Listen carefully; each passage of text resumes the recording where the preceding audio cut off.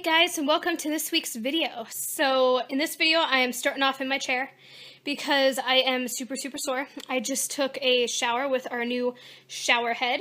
We got a really nice shower head. It was like only 13 bucks, but it's one where you can take it off and you can like spray your body. And I thought that would be really good for postpartum care. I've heard a lot of people say to invest in one of those. It was only 13 bucks. So it is super awesome, and I'm loving taking showers with it.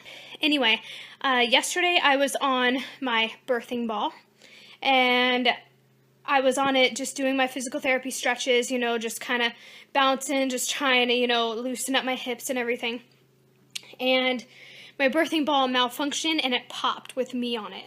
And it was like super embarrassing, but it was not meant to pop, you know, like birthing balls shouldn't pop.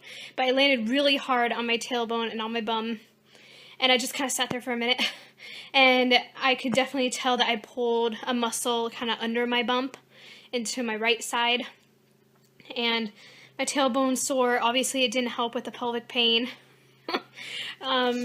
so that wasn't good. So today is Tuesday, and yesterday we finished our birth class. It was the last one of the 3. It was a total of 9 hours, so the classes were split up to 3 hours each, and it was super good. My grandma is in the hospital right now, but she lives in Utah, so I can't really go and visit her right now because I'm too far along to travel, and my specialist won't let me travel, and my other doctors won't let me travel. So that sucks. We hope that she gets better. So today's plans is I'm gonna go make some meals, put together some freezer meals for after we have the baby. So I have like a list of meals that I'm gonna put together. We got some fresh chicken in the fridge.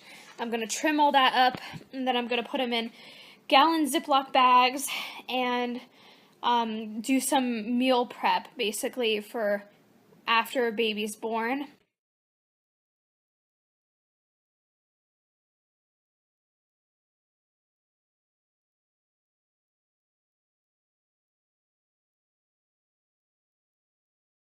Then tonight we have physical therapy, and I'm still very sore from the fall of the birthing ball. I did get a brand new birthing ball. We're going to try to fill it up today after physical therapy, because I think we have to go to a gas station to fill it up. But I made sure to get a brand new one that's really thick, that's meant for that, that meets my height requirement and everything. So I'm all ready for physical therapy, and I did my nails. I did purple and blue, and I tried to do flowers on my thumbs, but they turned out looking more like clouds. But yeah, I think they look good. For some reason, baby is just on this side right now. I'm trying to get him to move over because this side's like barely got any baby, and this side you can clearly tell he's all right there. I don't know why.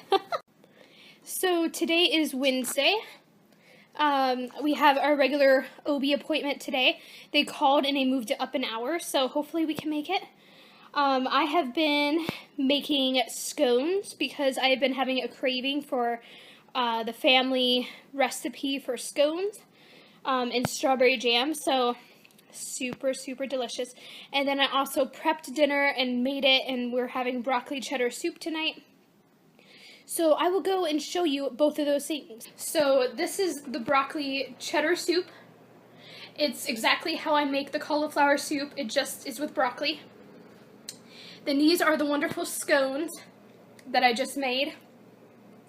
And I had like 3 of them. They were super delicious. So today is Thursday. I have my specialist appointment today. My poof is a little crazy today though.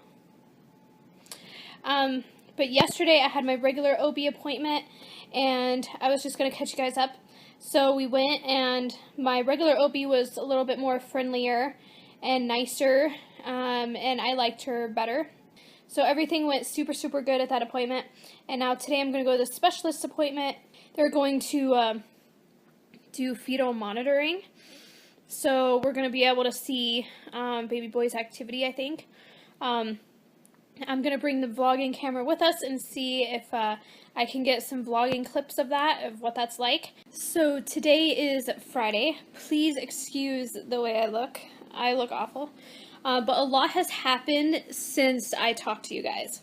So I went to my specialist appointment, and the appointment was an ultrasound, which I've been getting every 4 weeks, and it was a growth ultrasound. So they just measure the baby and make sure the baby's growing healthy and well. And with my gene mutation, a lot of times they're worried about the growth of the baby, that their baby's not growing as much as it should, and there's usually worries with that. So far, baby's been doing great. So we had that, and we also had fetal monitoring, which monitors contractions and baby's heartbeat. So I don't even know where to start with this story. I'm not even sure what the outcome and ending of this story is yet, because I'm waiting to hear back from the doctors. But I'll just start at the beginning. So we went in, we had our ultrasound. It went just like it always does. The lady told us that we're going to have the fetal monitoring and contraction monitoring more often than we will the growth one. So she looked at everything. Baby is healthy. Baby is fine. Baby's doing amazing. But he's 5 pounds. And I'm 31 weeks and 6 days. So tomorrow I'll be 32 weeks. I'm 31 weeks and 6 days right now. And he's 5 pounds. And his head is measuring as though I'm 5 weeks further in my pregnancy. So about 36 weeks is what his head is measuring. So when a doctor came in, of course I'm having a miniature panic attack because I'm thinking, I have 8 more weeks to go and my baby already weighs 5 pounds. That's crazy. And his head is already big enough that it's going to cause me a lot of harm when he comes out, I think. So I was having a miniature panic attack. I talked to my specialist, and he said, there's nothing wrong with the baby. Baby is totally healthy, completely healthy and everything. The only worry is that if he stops growing like more than average, because he's like 98 percentile or something. If he keeps growing big, I might not be able to fit him through my pelvis, and we may have to do a C-section or something. They're gonna let me try. They're gonna let me try. But he may not fit through the pelvis if he gets too big. Now, he said if he grows average, not over average like he has been, then I could end up with like an 8-pound baby. But if he keeps growing over average, I could end up with a 9.5 or so pound baby. And it scares me a lot. I've had miniature panic attacks. But there was way more stress that went on after this. So this is the least of my worries. So I was pretty stressed by that. I am 5'3", and I was a little overweight before I got pregnant. But I am still small in bone structure, and I've been petite my whole life. So the thought of me having like a 9.5 pound baby or 10-pound baby freaks me out because I am petite even though I am a little overweight. So that was crazy. I'll show you 2 pictures of him we got. They weren't very good this time, but that's his face and his little chubby cheeks and his little hand. And then this is just a side view of him. That's his hand and that's his head. And you can see his little nose over there. So those are the 2 pictures we got. So after that happened, and we talked to him, we went over to get the fetal monitoring done. The baby was sleeping, but I was sitting there and I was kind of stressed, and I'm talking to my husband like, what's going to happen, doctor said he wouldn't induce me or anything like that, wouldn't just schedule a C-section, that we'd go and we would try and see what happens. He did say that he could get stuck in my pelvic bone or something, like he could get stuck or something, so they're just going to monitor me really closely. They're also going to start seeing me once a week now, which is unusual because usually you see the doctors towards the end, the last 4 weeks, once a week, but I'm 8 weeks out and I'm going to see him every week. This is part of the reason. We went over, did the monitoring, and I'm kind of talking to my husband, kind of a little bit stressed, and I'm sitting there, and I will insert some footage that I took while I was in there. This is the baby monitor and contraction thingy. Got a TV. That's his heartbeat.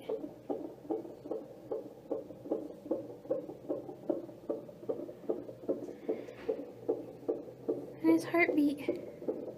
So if you paid attention to the footage that I just took and showed you, you could see the baby's heartbeats on the left-hand side, but you could see that contractions are on the right-hand side. And I started having contractions while being in the specialist's office and being monitored. They were coming very, very close together. There were obviously Braxton Hicks types contractions, but some of them actually were a little bit painful. I was kind of surprised, so they gave me water to try to stop it. They were doing a bunch of stuff to try to stop me from contracting, but I just kept doing it.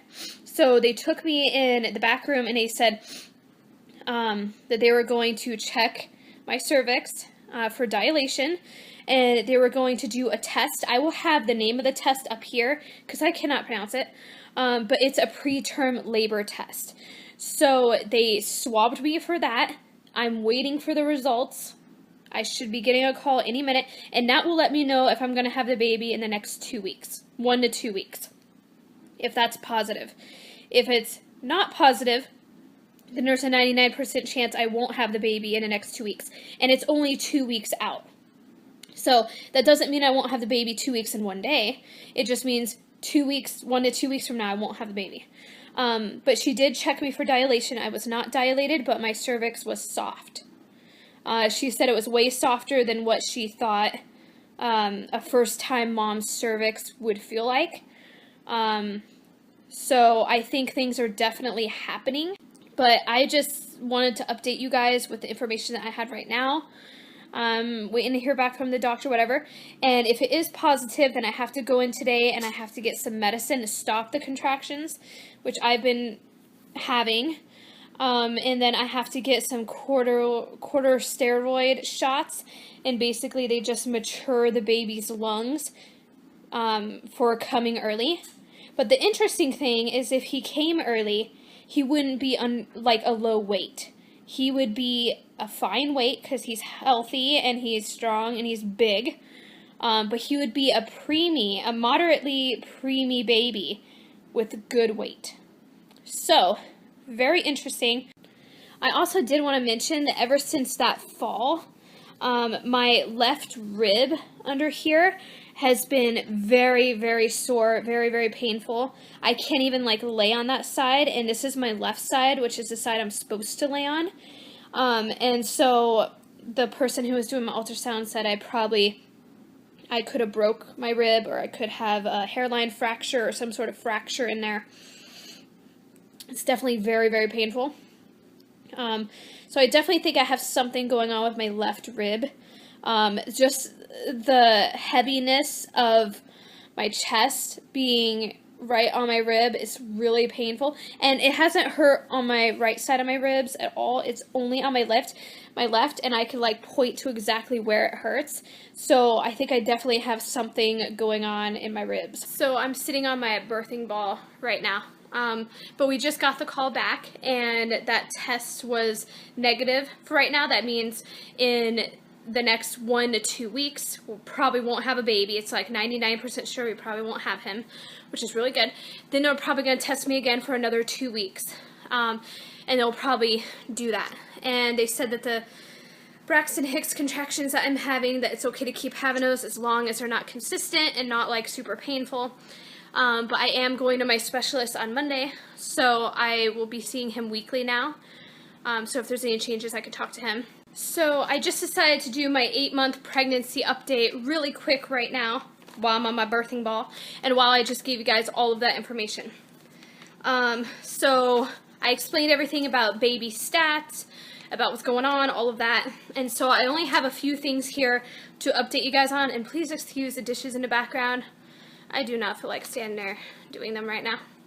Okay, so the first thing is my pelvic pain is getting worse, and now I kind of understand why. Baby had a huge growth spurt and is 5 pounds, and that's why magically my pelvic girdle pain has gotten way worse.